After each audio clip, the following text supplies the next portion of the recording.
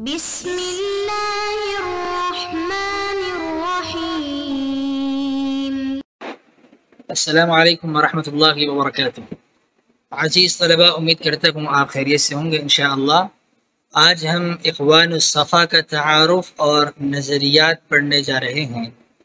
ہمارا سبق نمبر 42 ہے۔ گزشتہ سبق میں ہم نے علم کلام کے چوتھے مرحلے کو دیکھا۔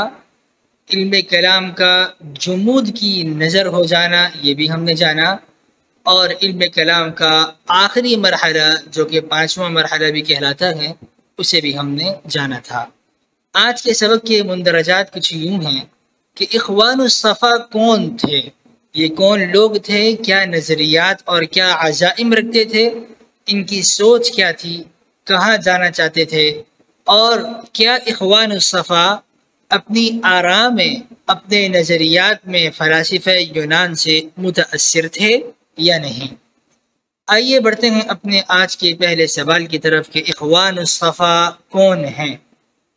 مسلم فلسفے میں ڈاکٹر عبدالخالق اور پروفیسر یوسف شدائی صاحب لکھتے ہیں کہ 10ویں صدی کے اواخر میں بصرہ اور بغداد کے کچھ ہم خیال فلسفیوں نے اور سائنسدانوں نے باہم مل کر ایک خفیہ تنظیم قائم کی۔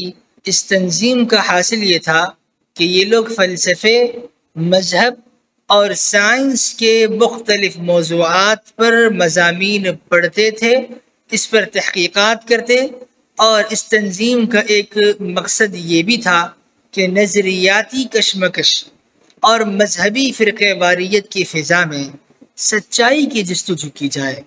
جو مذہب اور سائنس میں تصادم اور کشیدگی پائی جاتی ہے اسے کم کیا جائے، اور مختلف تعصبات سے بالاتر ہو کر صحیح الخیال لوگوں میں ربط و محبت کی روش عام کی جائے، تاکہ راہ نجات کے حصول میں ایک دوسرے کے ساتھ تعاون کیا جا سکے۔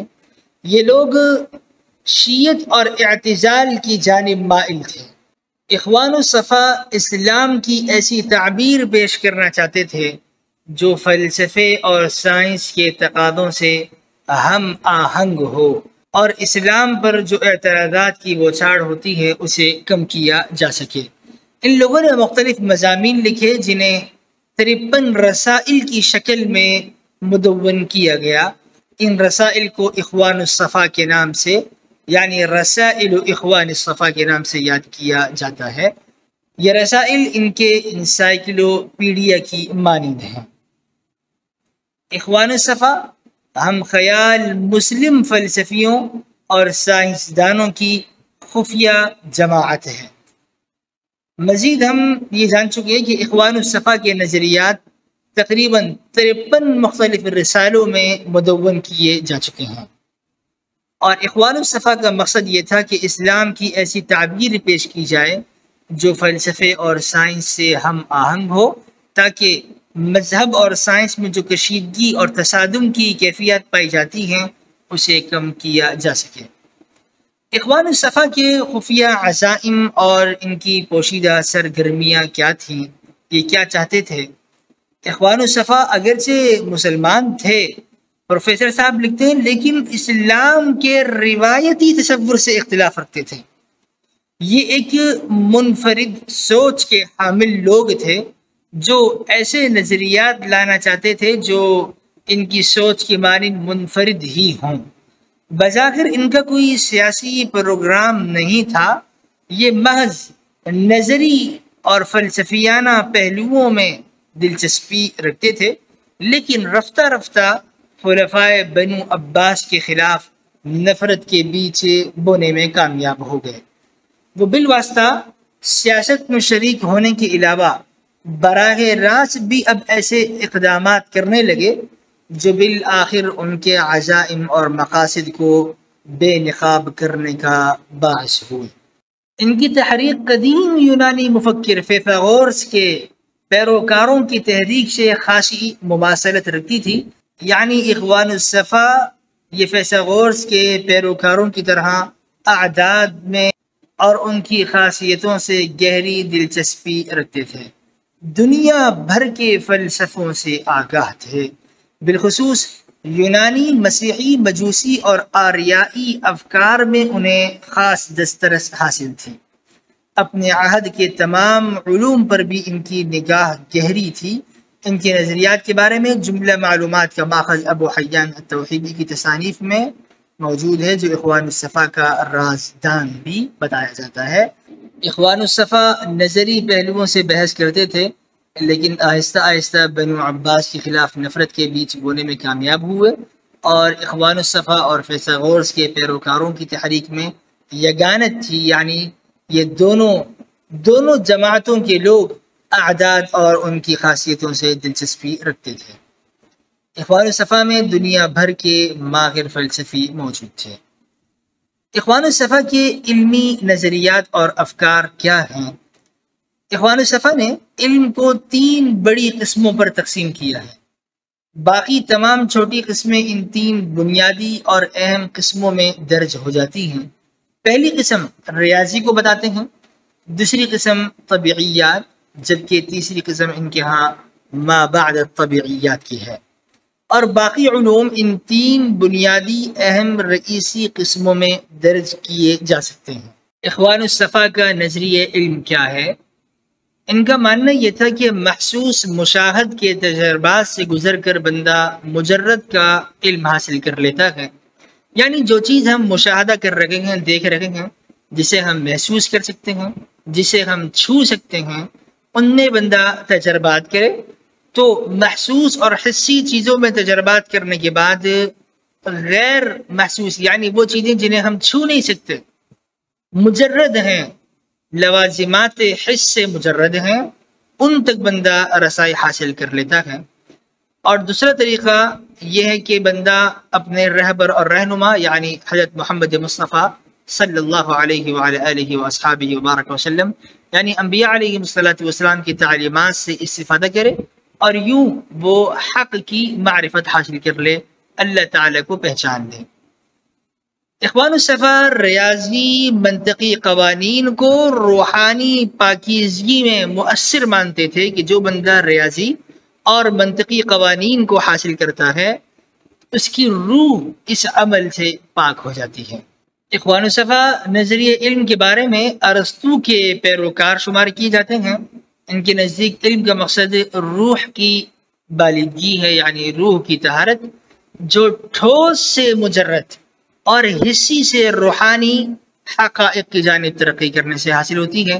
یعنی روح تب پاک ہوگی جب ہم محسوسات میں، مشاہدات میں تجربات کریں اور مجردات تک پہنچ جائیں، اور حسی چیزوں سے تجربہ کرنے کے بعد روحانی اشیاء تک ہم اپنے سفر کو پہنچا دیں، اسی سے روح پاک ہو جاتی ہے۔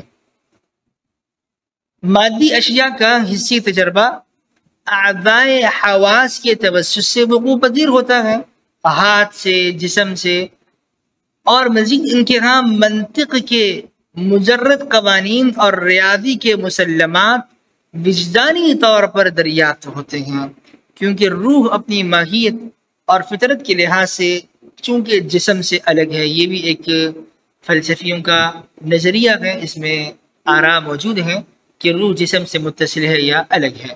بہرکیف ان کا خیال یہ تھا کہ روح مادی دنیا میں آنے سے پہلے عالم عقل میں موجود ہوتی ہے، تو چونکہ روح عالم عقل میں موجود تھی اور یہ مادی چیزوں سے الگ ہے اور ممتاز ہے، تو عقل یعنی ہم منطقی قوانین سے اگر بحث کریں اور ریاضیات سے بحث کریں تو ہماری عقل کو جلا ملے گی اور ہماری عقل اس سے مضبوط ہوگی، اس سے ہم مجردات تک پہنچ سکتے ہیں۔ مزید اخوان الصفا کا کہنا یہ ہے کہ صحیح علم پیدائشی طور پر خرد کے اندر موجود ہوتا ہے، ہر بچے میں علم موجود ہوتا ہے چونکہ اس میں عقل موجود ہوتی ہے۔ معلم یعنی استاد اس علم کو محض اجاگر کرتا ہے، اس کو سامنے لاتا ہے، علم پیدا نہیں کرتا، علم تو پہلے سے ہی اس میں پیدا ہوتا ہے، پیدائشی طور پر ہی اس میں علم ہوتا ہے۔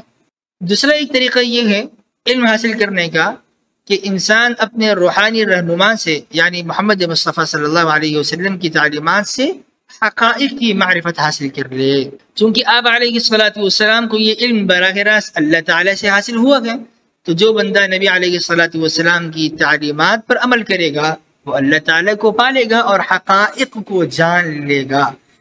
اخوان الصفا کا نظریہ یہ تھا کہ روح کی مکمل پاکیزگی کے لیے ضروری ہے کہ انسان ریاضی اور منطق کے قوانین میں فہم پیدا کرے اور اس میں سخت مجاہدے سے کام لے تاکہ روح پاک ہو جائے۔ اخوان الصفا کا نظریہ طبیعیات کیا ہے؟ ایک عام انسان ذات باری تعالیٰ کا تصور اگر کرے تو وہ حسی لوازمات کے بغیر نہیں کر سکتا، یعنی اللہ تعالیٰ کے تصور میں لوازمات حس کو دخل ہوگا، لیکن ایک مفکر چونکہ وہ اپنی قوت تفکیر سے عوام الناس سے ممتاز ہوتا ہے، تو ایک مفکر بغیر لوازمات حس کے ذات باری تعالیٰ کا تصور کر سکتا ہے، یعنی اللہ تعالیٰ کا ایسا تصور کرنا جس میں حسی لوازمات داخل نہ ہوں، یہ مفکر کے لیے تو ممکن ہے، عام انسان کے لیے ممکن نہیں ہے۔ مزید اخوان الصفا کے بعض نظریات عین فلاسفہ کے اقوال ہیں۔ اخوان الصفا بعض مخلوقات میں نظریہ صدور کے بھی قائل ہیں۔ ما بعد الطبیعیات سے متعلق اخوان الصفا کی نظریات میں ہمیں بہت سے فلاسفہ جن میں فلاطینوس کے خیالات کا عکس ملتا ہے۔ ان کا خیال یہ تھا کہ اللہ کی ذات فکر انسانی سے وراء الورا ہے، وہ احاطہ علم میں آ ہی نہیں سکتی۔ عام آدمی اس کا کوئی تصور، کوئی خاکہ اپنے ذہن میں قائم نہیں کر سکتا، کیونکہ اس کے تجربے میں حسی پہلو لازمی طور پر موجود ہی ہوتا ہے اور یہ پہلو اللہ میں نہیں پایا جاتا۔ البتہ ایک مفکر اپنے تصور کی بنا پر حسی لوازمات سے نجات حاصل کر کے اس کی معرفت کے ضمن میں اپنے آپ کو عوام الناس سے بہتر مقام پر فائز کر سکتا ہے۔ یہ ساری بحث ما بعد الطبیعیات سے متعلق ہے۔ چونکہ اخوان الصفا نظریہ صدور کے بھی قائل ہوئے ہیں اور یہ نظریہ انہوں نے نو افلاطونیت سے لیا ہے کہ تخلیق کائنات کے بارے میں ان کا نظریہ یہ رہا کہ تمام مخلوقات اللہ سے ماخوذ ہیں اور ان میں درجہ بندی بھی پائی جاتی ہے۔ کچھ اشیاء براہ راست اللہ تعالیٰ سے ماخوذ ہیں اور کچھ مختلف واسطوں کے ساتھ اللہ تعالیٰ سے صادر ہوئی ہیں۔ اخوان الصفا نے نظریہ ازلیت کائنات اور روایتی مذہب کے نظریہ تخلیق میں ایک توازن پیدا کرنے کی کوشش کی ہے۔ اس معاملے میں انہوں نے نئے نظریات وضع کرنے کے بجائے نو افلاطونی فکر ہی کی تشریح پر اکتفا کیا ہے۔ ان کا کہنا ہے کہ ہر چیز اللہ تعالیٰ سے شروع ہوتی ہے اور پھر اللہ تعالیٰ پر ہی آ کر ختم ہوتی ہے۔ صورت اور مادے کے بارے میں یہ ارسطو سے اتفاق رکھتے تھے۔ ان کے نزدیک ہر شے صورت اور مادے کے امتزاج سے معرض وجود میں آتی ہے۔ ان دونوں کے اجزاء کے ملنے سے ایک چیز ہمیں ملتی ہے اور ان دونوں اجزاء کو ایک دوسرے سے علیحدہ نہیں کیا جا سکتا۔ اگر صورت کو مادے سے نکال دیں تب بھی کوئی چیز نہیں بن سکتی، مادے کو صورت سے نکال دیں تب بھی کوئی چیز نہیں بن سکتی۔ ان دونوں کا ہونا ضروری ہے، ان میں انفکاک نہیں ہو سکتا۔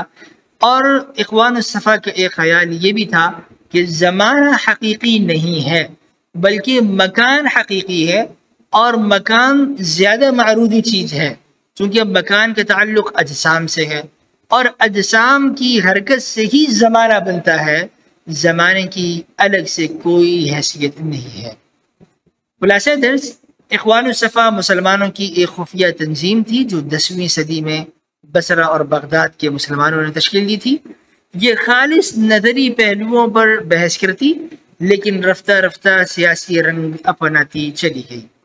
اخوان الصفا کا ماننا ہے کہ انسان مادے میں غور کر کے مجرد عن المادہ کو سمجھ سکتا ہے، اور اخوان الصفا کے بقول ایک مفکر ذات باری تعالیٰ کا حسی لوازمات کے بغیر ادراک کر سکتا ہے۔ آئندہ درس کے مندرجات یہ ہیں کہ اخوان الصفا کا نظریہ ارتقاء کیا ہے اور اخوان الصفا کا نظریہ اخلاق اور دیگر نظریات کیا ہیں۔ والسلام علیکم ورحمۃ اللہ وبرکاتہ۔